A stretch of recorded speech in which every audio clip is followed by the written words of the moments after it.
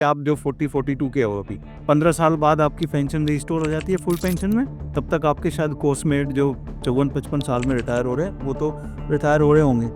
तो by the time your coursemate retire you are already at full pension. मतलब officer को एक बार में ही टैक्स फ्री अमाउंट मिल जाता है। यस। व्यूवर्स का एक सवाल उठता है कि अगर मैं आधी पेंशन ले लूं तो मंथली इनकम कितनी मिलेगी? मंथली पेंशन होगी 806 कॉर्पस आपके अकाउंट में आता है एडवांस में, वो टैक्स फ्री होता है, फायदे का सोच है। लेकिन प्रैक्टिकल डिसीजन तो तब होता है जब हमें पता चलता है कि कौन सी चीज इस डिसीजन को एक्चुअली इन्फ्लुएंस करती है। क्या आप हमें इसे एक एग्जांपल के थ्रू बता सकते हैं?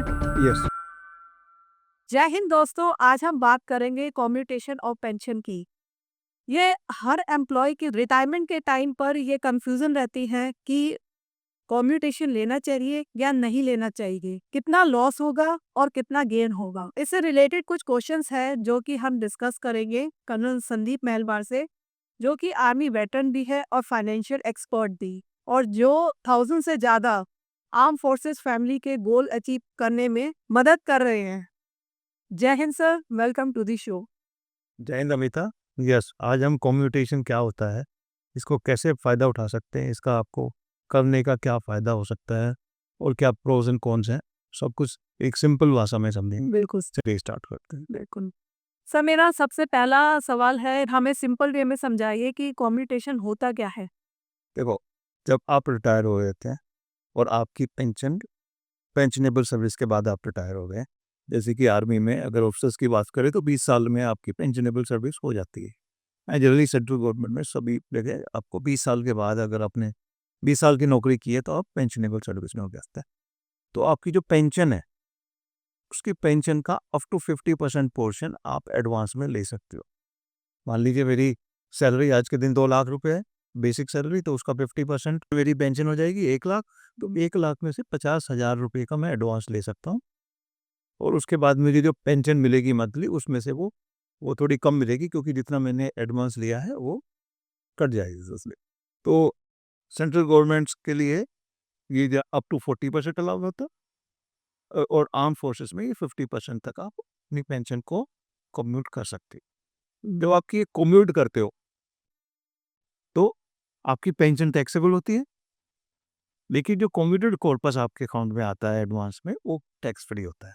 मतलब सिंपल शब्दों में ये हो गया कि हम फ्यूचर की पेंशन का कुछ हिस्सा आज ले सकते हैं। एब्सोल्युटली आप एडवांस ले सकते हैं, लेकिन इस पे कोई भी डिसीजन लेने से पहले आपने समझना है कि उसके टैक्स इम्प्लीकेशंस क्या है। जब टैक्स को फैक्टर इन करेंगे, क्योंकि पेंशन टैक्सेबल होती है, कम्यूटेड कॉर्पस टैक्स फ्री होता है। जब वो टैक्स एंगल को फैक्टर इन करेंगे तब सही रिजल्ट निकलता है और वो हमें समझना है before taking a decision. Sir, D rates बढ़ चुके हैं और टैक्स रिजीम में भी कुछ चेंजेस आए हैं, तो एक करंट नंबर के साथ एक फ्रेश एग्जांपल के साथ शुरू करते हैं। बिल्कुल।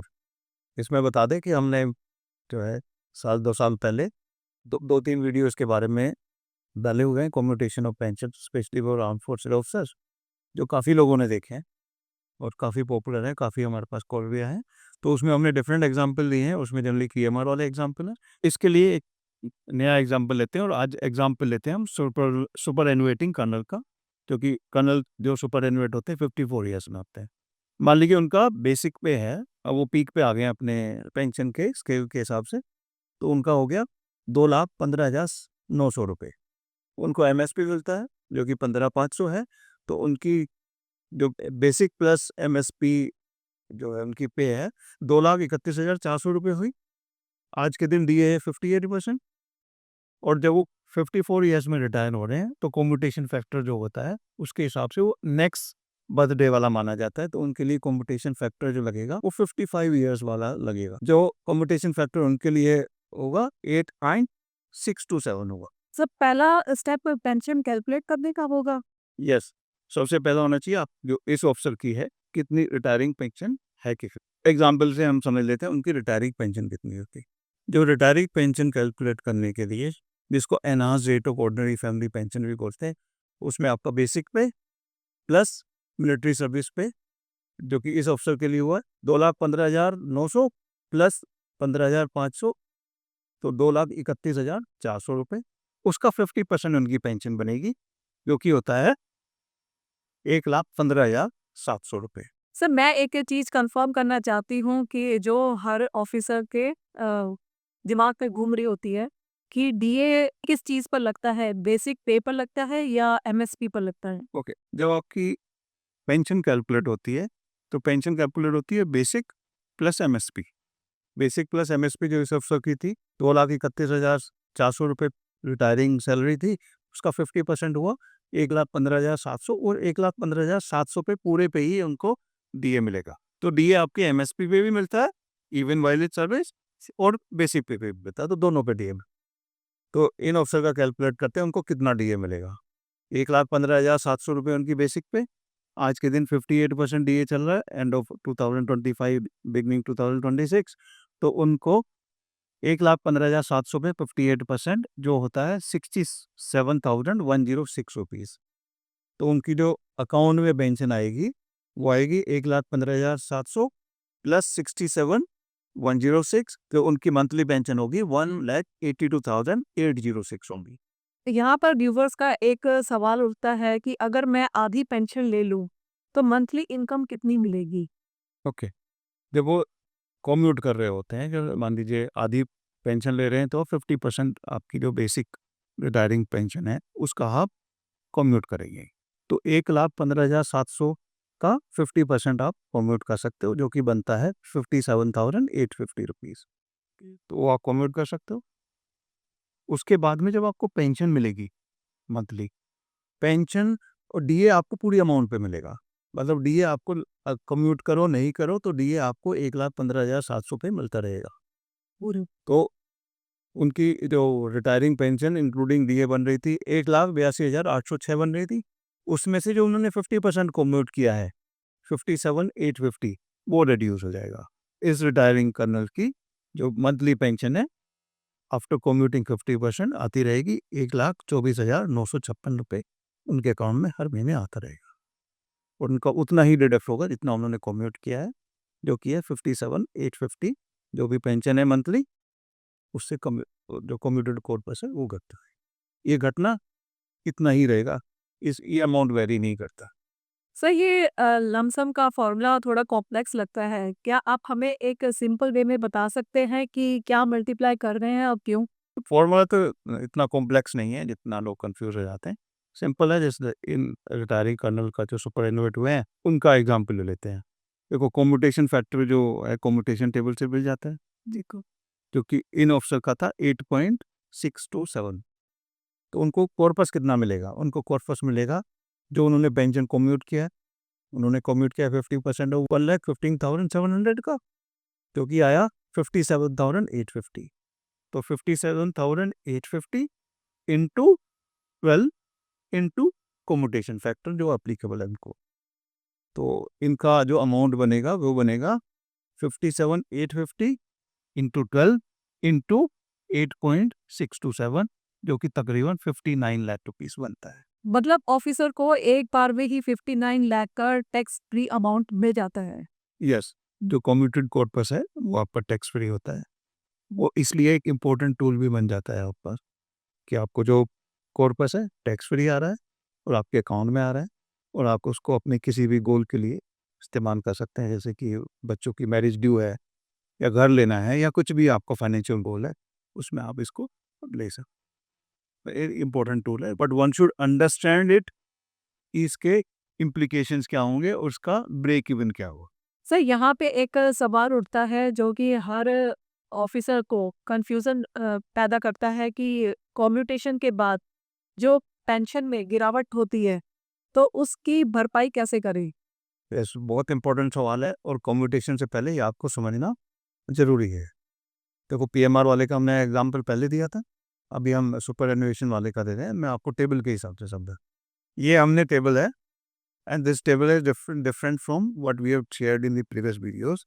ये ऑफिसर जो रिटायर हो रहे हैं, इनकी बेसिक पे थी 2,15,900, एमएसपी था 15,500 जो टेबल पे दिखाया हुआ है, और ये 54 साल में रिटायर हो रहे हैं, तो उनका कम्यूटेशन फैक्टर जो लगा है 8.627 लगा है। तो उनको जो एग्जैक्ट कम्यूटेड कॉर्पस मिला है वो 59,88,863 मिला है। ओके, जब इनकी बेसिक पेंशन हुई 1,15,700, उस पे आज के दिन 58% डीए मिल रहा है, जो कि आप थर्ड कॉलम में देख सकते हो। और हमने एज्यूम किया है कि हर साल जो है तकरीबन 6% से डीए बढ़ता रहेगा। तो ये कॉम्यूटेशन जो आप करते हो, जो 15 साल तक आपको पेंशन कम मिलती है, वो 15 साल के बाद रीस्टोर होती है। ब्रेक इवन कैलकुलेट करने के लिए हमने फैक्टरिंग किया है कि 15 साल बाद तो पेंशन पूरी हो जाएगी, 15 साल तक हम इस ऑफिसर को रिड्यूस पेंशन में देंगे। तो ये कम्यूट कर सकते थे 57,850। मान लीजिए उन्होंने 50% ही कम्यूट किया है, तो उनको 57,850 हर महीने कम मिलेगा। तो उनकी जो मंथली पेंशन जैसे जनवरी 2026 में बनेगी 1,82,806। अगर कम्यूट कर लिया तो उसमें से माइनस हो जाएगा 57,850। तो उनकी मंथली पेंशन जो आएगी 1,24,956 आएगी। मान लीजिए ये 6% से डीए बढ़ रहा है, तो पहले साल उनकी पेंशन आएगी 14,99,472। अभी कम्यूटेड कॉर्पस टैक्स फ्री है, पेंशन तो टैक्सेबल है। तो मान लीजिए अगर वो कुछ और काम नहीं भी कर रहे हैं, जनरली तो ऐसा नहीं होता है कि हम जो specially in army we retired early ages 54 years कोई रिटायरमेंट एज नहीं होती है, सुपरएनुएट हो जाते हैं, तो आप कुछ ना कुछ तो काम करते हैं, वहाँ से कुछ इनकम आती है, तो आपकी जो पेंशन है उससे एड ऑन हो जाएगी, तो आप 30% ब्रैकेट से ऊपर ही रहेंगे टू स्टार्ट विद। इसमें हमने कैलकुलेट किया है कि आपकी मान लीजिए कोई भी इसके सिवाय कोई इनकम नहीं है, तो उसके बावजूद भी you will be paying 97,418 in taxes in case you have commuted. तो आपकी जो हाथ में पेंशन आएगी वो आएगी पूरे साल में 14,02,054, जो कि हमने इस टेबल में दिखाया हुआ है। अभी मान लीजिए ये ऑफिसर कम्यूट नहीं करते, तो कम्यूट नहीं कर रहे होते तो इनकी मंथली पेंशन हो जाती 1,82,806, पूरे साल में हो जाती इंटू 12, दैट इज 21,93,672। अभी क्योंकि उनकी पेंशन ज़्यादा है और आज के दिन 12 लाख तक ही टैक्स फ्री है, इनको ये तो सीधे 30% ब्रैकेट में चले जाएंगे। तो इनका जो टैक्स बनेगा पहले साल में बनेगा 2,32,684 रुपये। एंड ये तब है जब इनके पास कोई और इनकम है नहीं, जो कि जनरली केस नहीं होता। तो दोनों के बीच में पेंशन का गैप कितना हो गया? 1,35,266 रुपये। कम्यूट कर लिया आपने, इसलिए आपने टैक्स कम दिया। अभी इसको कैलकुलेट करते करते अगर हम 15 साल का कैलकुलेट करें, तो इस टेबल में आपको दिखाया गया है कि इन हैंड एक्चुअली पेंशन में कितना डिफरेंस आएगा। तो उनका जो एक्चुअल शॉर्टफॉल है in the first year is, क्योंकि जो अगर कम्यूट नहीं किया उसके बावजूद उनकी जो pension I post tax is 90,60,988, और अगर कम्यूट कर लिया तो उसके बावजूद उनकी जो पेंशन आई वो आई 14,02,054 रुपये। तो इन दोनों का जो डिफरेंस है वो होता है 5,58,934 रुपये। ये उन्होंने भरपाई करना है पहले साल। और आप इस टेबल में देखेंगे ये गैप जैसे जैसे आप सेकेंड ईयर, थर्ड ईयर और 15th ईयर में जाएंगे ये गैप कम हो जाएगा। ये कम क्यों होता है? कम इसलिए होता है जो जिस ऑप्शन ने कम्यूट किया उसकी पेंशन कम है तो उसको टैक्स कम देना पड़ रहा है, लेकिन जिसने कम्यूट नहीं किया उसके लिए मंथली पेंशन ज़्यादा है, उसने टैक्स ज़्यादा देना पड़ रहा है। तो ये टैक्स एप्लीकेशन आता है। उसकी भरपाई के लिए देखिए आप इसका ब्रेक इवन कैसे आएगा। उनको जो कम्यूटेड कॉर्पस मिला वो 59,88,863 मिला। मान लीजिए ये ऑफिसर केवल 3.3% रिटर्न पे किसी इन्वेस्टमेंट में डाल देते हैं, मान लीजिए किसी बैंक में डाले जहाँ पे 3.3% पोस्ट टैक्स रिटर्न मिल रहे हैं, तो इस टेबल से आप देखिए पहले ही साल में 59,88,863 बढ़ के हो जाएगा 61,86,496। इसमें से जो मेरी पेंशन में जितनी कमी आई बिकॉज आई कम्यूटेड, जो कि 5,58,934 निकाल लिए, उसके बाद मैंने 56,27,562 दोबारा इन्वेस्ट कर दिया अगले साल के लिए, और अगेन 3.3% पे वो मुझे मेरा कॉर्पस आ जाएगा 58,13,272। उसमें से अगले साल जो मेरी पेंशन की कमी आई जो 5,44,099 है वो वहाँ से निकाल ली, और जो बचे हुए मेरे पास 52 लाख रुपए इसके करीब बचे, वो मैंने 3.3% रिटर्न्स पे इन्वेस्ट कर दिए और मैं चलता रहा। तो 15 साल बाद even at 3.3% rate of return, I will still have a additional corpus of 58,992. तो मेरा ब्रेक इवन है 3.3%, which is post tax. So is it difficult? Answer is no. क्योंकि आज के दिन अगर SBI में भी आप इन्वेस्ट करते हो, FD करते हो, तो उसमें आपको प्री टैक्स जो मिल रहा है 7% के करीब रेट ऑफ इंटरेस्ट मिल रहा है, जो कि अगर 30% ब्रैकेट में आते हो टैक्स ब्रैकेट में तो तकरीबन 5% हो जाता है। तो तकरीबन 4.8 to 5% FD में रिटर्न सेफली आपको मिल रहे हैं। तो ये तो 3.3 है compared to 5% approximately that you are getting in the safest of banks. That is going to create me more corpus after fulfilling my entire gap in pension that I am having because of the commutation. तो ये है उन officers के लिए जिनको taxable pension है। लेकिन अगर आप गैलेंट्री अवार्ड विनर हैं या आप डिसेबिलिटी पेंशन के साथ रिटायर हो रहे हैं तो आपकी जो पेंशन है वो टैक्स फ्री हो जाती है।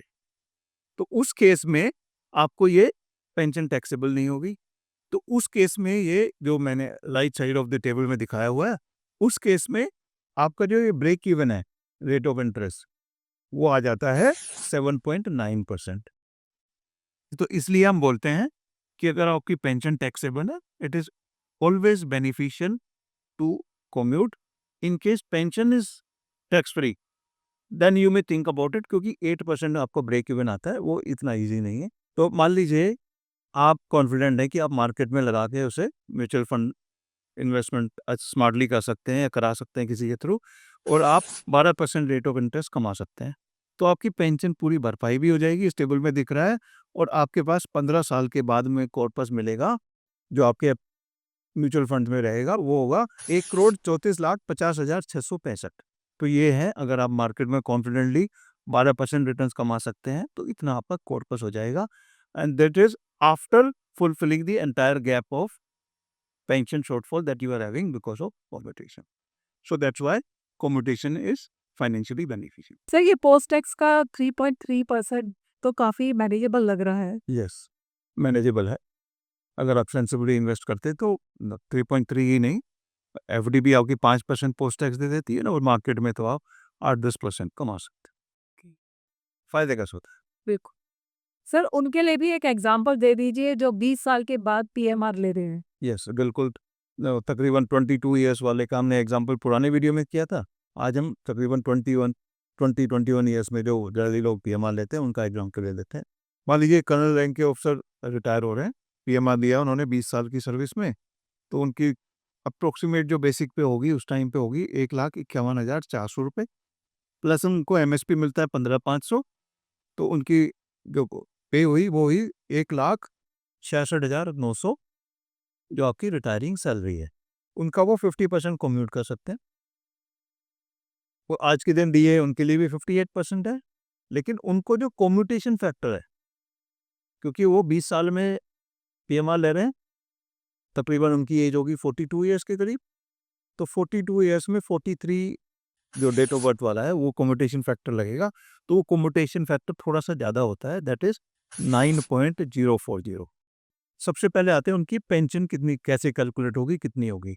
तो पेंशन होगी 1,66,900 रुपये जो उनकी बेसिक सैलरी प्लस एमएसपी है उसका 50%, दैट इज उनकी रिटायरिंग पेंशन है 83,450 रुपीज़। उनको उस पर 58% डीए मिल रहा है जो कि होता है 48,401 रुपीज़। तो उनकी पेंशन हुई 83,450 प्लस 48,401, दैट इज 1,31,851 रुपये per month is his retiring pension in case he is taken a PMR at around 20-21 years. Sir अगर ये ऑफिसर मैक्सिमम परमिसिबल 50% कम्यूट करा लेता है तो कितना लमसम पड़ेगा? यस, लमसम के लिए देखो, उनके लिए जैसा मैंने पहले बताया, उनकी जो रिटायरिंग पेंशन है वो हुई 83,450 रुपीज़, दैट इज बेसिक। उसके ऊपर उन्हें डीए मिलता है, तो 83,450 का 50% वो कम्यूट कर सकते हैं, जो कि आता है 41,725 रुपीज़। तो कम्यूटेड कॉर्पस हुआ 41,725 into 12 into commutation factor which is 9.040, जो कि उनका अमाउंट बनता है 45,26,328। सुपर एजुकेटिंग ऑफिसर के लिए था, इनके लिए भी ये अमाउंट जो है पूरा 45 लाख का 45 लाख टैक्स फ्री इनके अकाउंट में आएगा। और उनकी उसके बाद में जो पेंशन हो जाएगी, आज के हिसाब से उनको जो डीए मिलता है वो डीए पूरे पेंशन पे मिलता रहेगा। दैट इज 83,450 प्लस 58% डीए, तो उनकी वो हुई थी 1,31,851 माइनस जो उन्होंने कम्यूट किया है 41,725, तो उनको जो मंथली पेंशन मिलेगी वो होगी 90,126, meaning after commuting 50%, this officer will still get 90,126 rupees as monthly pension. Sir जब ऑफिसर पीएमआर लेता है तो उसको 45 लाख का लमसम भी मिल गया और 90 के की उसे पेंशन भी आती रही। Correct. और वो जहाँ जॉब करेगा उसकी भी सैलरी उसको मिलेगी। यस, बिल्कुल। तो एक पीएमआर ऑफिसर्स के लिए ये बहुत अच्छा टूल है कि आपको 45 लाख रुपीस जो आपको कॉर्पस मिला है वो आप घर खरीदने के लिए या उसको अच्छी तरह इन्वेस्टमेंट करने के लिए आप इन्वेस्ट कर सकते हैं। तो आपकी वेल्थ क्रिएशन भी होती रहेगी। 90,000 है विच इज़ एडिक्वेट अमाउंट, जो आपकी मंथली पेंशन भी आती रहेगी आज के दिन, और उससे आपका घर का गुजारा भी चल सकता है। और जो आप नई जॉब करने जा रहे हैं वहाँ पे जो कमाएंगे that can make you more wealthy and you can use it for further creating wealth for your other goals. So PMR वालों के लिए तो कम्यूट करना और भी ज़्यादा फायदे का है। और इसी के साथ साथ ये भी ध्यान रहे कि आप जो 40-42 के हो अभी, जब 15 साल बाद आपकी पेंशन रिस्टोर हो जाती है फुल पेंशन में, तब तक आपके शायद कोर्समेट जो 54-55 साल में रिटायर हो रहे हैं वो तो रिटायर हो रहे होंगे। तो by the time your coursemate retire you are already at full pension. तो पीएमआर वाले की भी और ज़्यादा सेम का पीएमआर वालों के फ़ायदे के लिए भी मैं जो टेबल शेयर कर रहा हूँ, आप कमेंट सेक्शन में देख सकते हैं कि उनके लिए ब्रेक इवन क्या होगा। और अगर वो एफडी रेट पे भी इन्वेस्ट कर देते हैं कि मतलब 5% रेट ऑफ रिटर्न मिल रहा है उनको पोस्ट टैक्स, क्योंकि एफडी में भी पॉसिबल है, उसका कितना फ़ायदा होगा after fulfilling the entire gap of pension.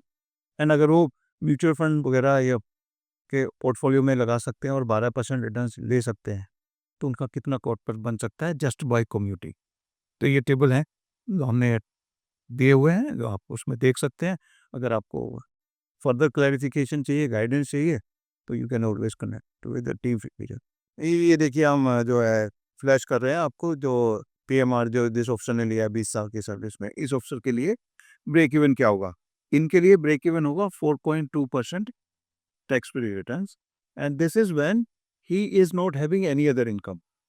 In case he, देखो ऑब्वियसली अगर 40-42 साल में घर में बैठेगा नहीं, वो अगर 1 लाख रुपए मंथ भी कमा रहा है तो ये ब्रेक इवन कम हो जाता है, तकरीबन 3% पे हो जाएगा। लेकिन अगर कुछ नहीं भी कमा रहा तो भी इसका, क्योंकि टैक्स पेंशन टैक्सेबल होगी और कम्यूटेशन कॉर्पस टैक्स फ्री है, तो वो 4.2% पे आ जाता है। और अगर ये अफसर मान लीजिए 5% पे उस अमाउंट को इन्वेस्ट कर देते हैं, तो उनका पूरी पेंशन की भरपाई हो जाएगी, आप इस टेबल में देख सकते हो। और उनका कॉर्पस हो जाएगा, पूरी भरपाई करने के बाद 15 साल के बाद में उनके पास कॉर्पस जो बचेगा वो होगा 5,27,515। ये हमने टेबल दिया हुआ है आपको। जो आप एफडी में इन्वेस्ट कर रहे हो, मान लीजिए 7% पे कर रहे हो, 5% टैक्स फ्री आ रहा है, तो इनका कॉर्पस होगा, जो पेंशन की भरपाई करने के बाद में इनका कॉर्पस 15 साल के बाद बचेगा 5,27,515।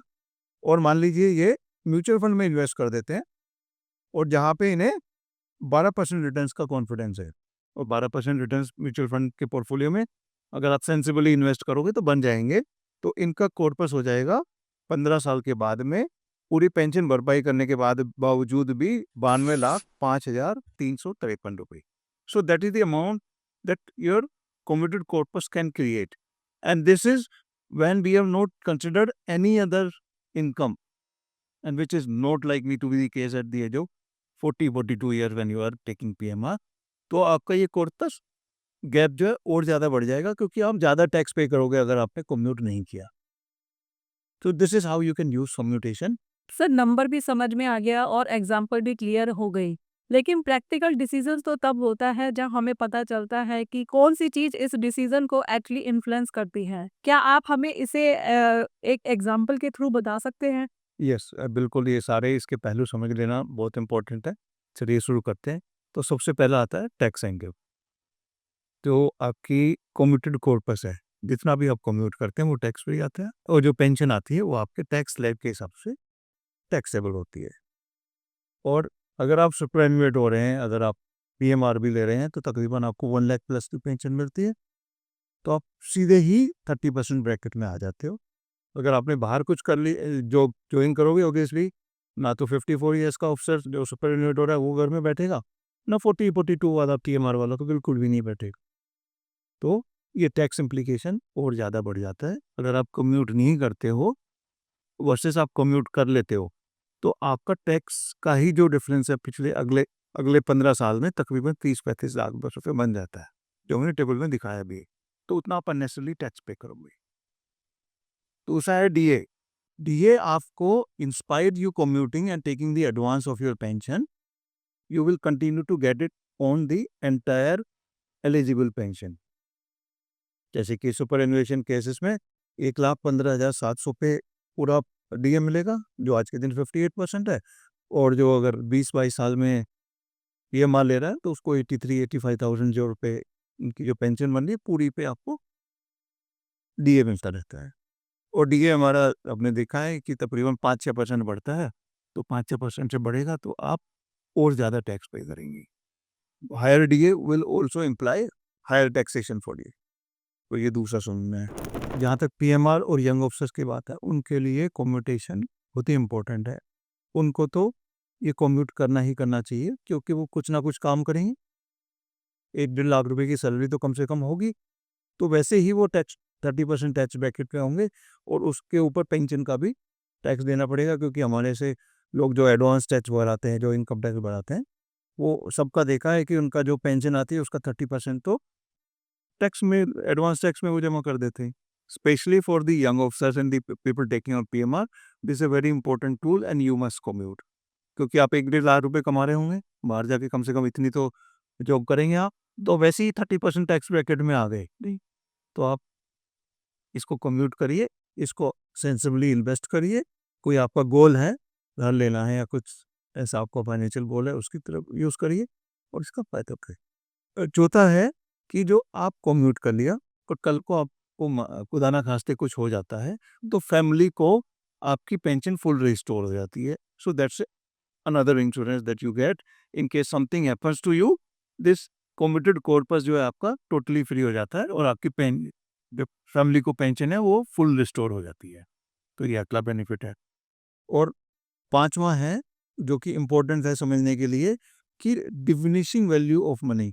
मतलब कि आप 40-45 के यंग एज में हैं, तो आपको पैसे की कुछ आज के दिन वैल्यू हो सकती है। अगर यही पैसा आपको 20-30 साल बाद मिलेगा, तो उसकी जो यूटिलिटी है ना, वो डिमिनिश हो जाती है। So that's diminishing utility of the money आपकी एज के हिसाब से कम होती चली जाती है। क्योंकि अगर आज से 10-20 साल बाद वो पैसे आपको मिलेंगे, तो बच्चे भी सेटल हो गए, बच्चों की शादियां भी हो गई, आप जिस घर में रहने थे उसमें रह लिए, तो उस एक्स्ट्रा पैसे का इतना ज़्यादा इम्पोर्टेंट खुद के लिए तो यूज़ नहीं होगा। यस, नेक्स्ट जनरेशन के लिए फायदेमंद हो सकता है। तो आप आज लीजिए उसको, current goals, current liabilities as well as family को एक सिक्योरिटी प्रोवाइड करने के लिए इस तरह हम कर सकते हैं। तो कम्यूटेशन के बहुत सारे फायदे हैं। इंपॉर्टेंट करो उसको, कहीं भी इन्वेस्ट कर लिए, अगर एसबीआई के एफडी में भी रख देंगे तो फायदेमंद होगा। सर ये पॉइंट तो बहुत ही रीअश्योरिंग है। ऑफिसर का सबसे बड़ा कंसर्न फैमिली सिक्योरिटी ही होती है। यस, और ये कम्यूटेशन की वजह से आपको अच्छी सिक्योरिटी मिल जाती है, क्योंकि आपका अगर आपको कल को कुछ हो गया, पहले तो आपके पास पैसा है, तो अपनी फैमिली के लिए कोई भी गोल के लिए आप उसको यूज़ कर सकते हो। दूसरा, खुदा ना खास्ते आपको कुछ हो भी गया, अगर आप नहीं रहे, तो फैमिली को पूरी पेंशन मिल जाती है, तो पेंशन फुल रिस्टोर हो जाती है। तो ये डबल बेनिफिट है, तो जिसको आप यूज़ कर सकते हैं। सर 8 पे का कमीशन आने वाला है, जिसने कॉम्पिटिशन ले रखा है तो उस पे क्या असर पड़ेगा? यस, लोगों को काफ़ी कंसर्न है, एक पे कमीशन पहले तो अच्छी बातें आ रहा है, सबके बेनिफिशियल के लिए है, serving as well as retiring and as well as retire like us. तो इफ पे कमीशन का पेंशन पे या कम्यूटेशन पे कोई ज़्यादा असर नहीं पड़ने वाला। डिफरेंस क्या होगा, अगर आप आज जैसे कोई ऑफिसर कम्यूट कर रहा है, उसने कम्यूट कर लिया तो उसको आज के दिन जो बेसिक है उसका 50% बेसिक पेंशन है, उसका 50% कम्यूट करेगा और उसको डीए मिलेगा। तो चलो इसको उसी एग्जाम्पल से समझ लेते हैं। हालांकि हम एक्सपेक्ट तो कर रहे हैं कि 1.8 के करीब हमें फैक्टर मिल जाएगा। मान लीजिए हमें फैक्टर मिलता है 1, जो हमारा गवर्नमेंट ने क्या किया, उसका डीए मर्ज कर दिया, तो जो 58% डीए है वो आपको बेसिक में आ गया, तो आपकी बेसिक पेंशन बढ़ गई और डीए आपका 0 से स्टार्ट हुआ। जब बेसिक पेंशन बढ़ गई आपकी, तो उसका 50% कम्यूट कर सकते हो, तो आपका कम्यूटेड कॉर्पस हो जाएगा ज़्यादा और मंथली पेंशन हो जाएगी कम, क्योंकि कम्यूट आपने ज़्यादा कर लिया। तो उसका जो इफ़ेक्ट आएगा वो बेसिकली ये इफ़ेक्ट आएगा कि आपने कॉर्पस ज़्यादा ले लिया, इक्वली पेंशन कम हो गई। तो आपका जो कॉर्पस है वो टैक्स फ्री आया है, पेंशन टैक्सेबल आ गया। तो आपको जो टैक्स फ्री अमाउंट ज़्यादा मिल गया और टैक्स फ्री कम हो गया, तो उतना ही अंतर आएगा। अदरवाइज़ बेसिक में कोई असर नहीं आता है आपका, या तो कम्यूटेशन बढ़ जाएगा या पेंशन कम हो जाएगी। जो कम्यूट नहीं करेगा, उसने कम्यूट तो कॉर्पस तो आया नहीं, तो उसकी पेंशन बढ़ गई। तो आपका वैसे मटेरियल कोई ज़्यादा इफेक्ट नहीं आता है। Only thing is you get tax free versus you get higher monthly pension. हालांकि हम एक्सपेक्ट कर रहे हैं कि 1 जनवरी से एक्चुअली लागू होना है 2026 से, हो सकता है जब डिक्लेयर होगा साल भर तो लग जाएगा, और कब वो इम्प्लीमेंट होगा तो अननेसेसरली अगर आप पीएमआर ले रहे हैं, देखो सुपर एनुएशन वाला तो वैसे भी कुछ नहीं कर सकता। पीएमआर छोटा मोटा अंतर पड़ने वाला है, ज़्यादा अंतर नहीं पड़ने वाला। तो अगर आपने पीएमआर ले रहे हैं किसी प्लान या किसी इमरजेंसी या किसी ज़रूरत से ले रहे हो, तो ये डिसाइडिंग फैक्टर नहीं होना चाहिए। दोस्तों आप अब आपको समझ में आ गया होगा इस वीडियो के ज़रिए कि कम्यूटेशन लेना चाहिए या नहीं लेना चाहिए और इस पे क्या प्रॉफ़िट होता है या लॉस होता है। ये आपको इस वीडियो के माध्यम पे समझ में आ गया होगा। यस, बिल्कुल, ये कम्यूटेशन का हमारा दूसरा तीसरा वीडियो है। पुराने वीडियो भी काफ़ी पॉपुलर हुए।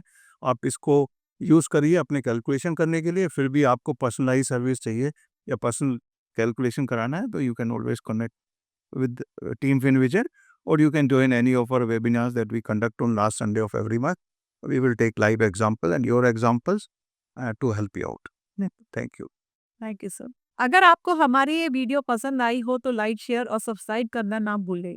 अगर आपकी कोई भी क्वेरी है इसके रिगार्डिंग तो हमें नीचे कमेंट सेक्शन में लिख के भेज सकते हैं और उसका हम ज़रूर आंसर करेंगे। Till then take care, happy investing.